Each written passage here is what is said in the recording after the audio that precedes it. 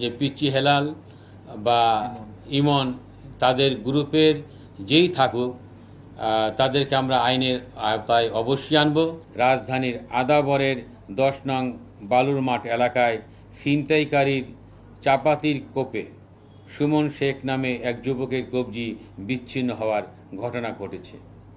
ঢাকা মহানগরীর বিভিন্ন স্থানে অভিযান পরিচালনা করে এই ঘটনায় সরাসরি সম্পৃক্ত একজন এবং উক্ত ঘটনায় ওই গ্রুপেরও আরও 3 জনকে, মোট 4 জনকে আমরা গ্রেপ্তার করতে সক্ষম হয়েছি। ঘটনার সংশ্লিষ্ট গ্রেপ্তারকৃত রাহাত যে সরাসরি সম্পৃক্ত বলে ভিকটিম তাকে শনাক্ত করেছে।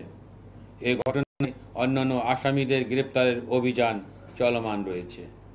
গ্রেপ্তারকৃত অন্যান্য আসামি মোহাম্মদ তরিকুল ইসলাম লিমন, মোহাম্মদ আলমগীর এবং শাহজাহান।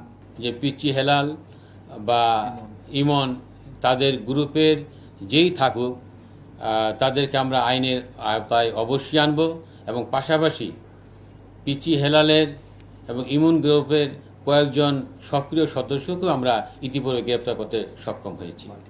এদেরকে আমরা এখন পর্যন্ত ট্রেস করতে পারিনি, তবে আমরা চেষ্টা অব্যাহত রয়েছে যে আমরা তাদের পাওয়ার সাথে সাথে আমরা গ্রেপ্তার করতে সক্ষম হব ইনশাআল্লাহ।